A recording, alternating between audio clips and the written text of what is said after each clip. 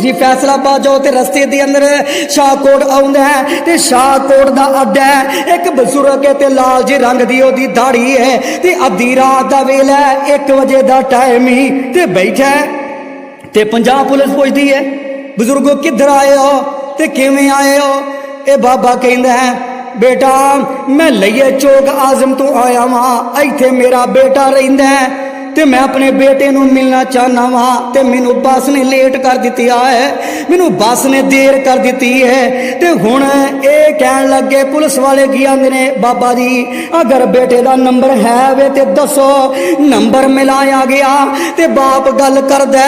आंदा बेटा अद्धी रात का वेला हो गया मैं लेट हो गया वा बेटा आके मैनू इस अड्डे चो मैनू आके लै जा मैं इत्थे तेरा इंतजार पिया करना वा। ते बेटा की आंदा है इन्नी अद्धी रात नूं तेनू आउण दी जरूरत कादियां सन जां दफा हो जा दिन चढ़ेगा ते मैं आ जावांगा। अस्तगफिरुल्लाह मुआज़ल्लाह बाप दियां चीखां निकल गईयां ने ते पुलिस वाले पुछदे ने बाबा जी की गल होई है क्यों रोंदे जे पे ते बाबा की आंदा है रहण दिओ तुहानू मैं की दसा मेरे बेटे ने अज मेरे बारे केड़े सवाल केड़ियां मैनू गल्लां कीतियां ने केड़े मैनू अल्फाज ने इस्तेमाल कीते ने बाबा जी दसो ते सही। ते बाबा जी दसदे ने अच्छा बाबा जी फिर इंज करो असी तेनू अपने कोल रख लेने ते बाबा जी कहन लगे नहीं नहीं मैं घर जाना है। अच्छा बाबा जी कोई होर भी है वे बेटा बेटी जी जी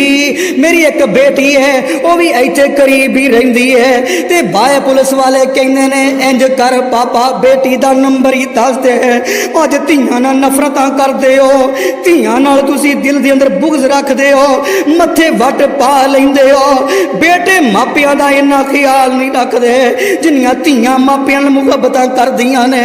ते बेटी दा नंबर मिलाया गया बेटी चुकदी है ते बाप गल करदा आंदा बेटी अद्धी रात दा वेला हो गया मैं इत्थे अड्डे ते बैठा हां ते इंज कर अपने खामद नूं भेज ते मैनू आके लै जाए। बेटी दियां चीखां निकल गईयां बेटी रोंदी है काई मार के रो पैंदी है यार धीआं अपने घर भी चलियां जान ते फिर भी मापियां मुहब्बतां ही करदियां ने मापियां वास्ते दुआवां ही करदियां ने ते मिंतर ला करके अपने खामद नूं उठांदी है आंदी है वे अल्लाह वालिया मेरा बाप आया ही जा जा के लै आ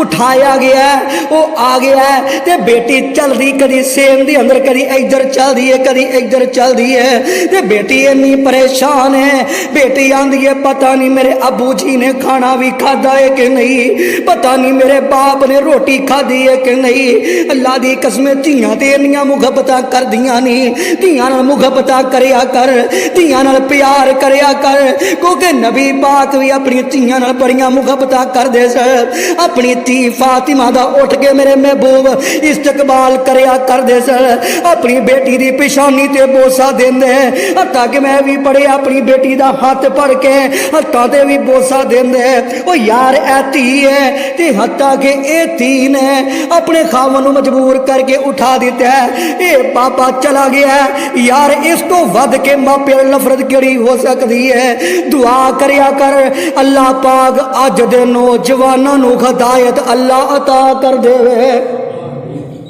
अल्लाह दी कसमें ऐसे ऐसे जालम भी वेखे ने मैं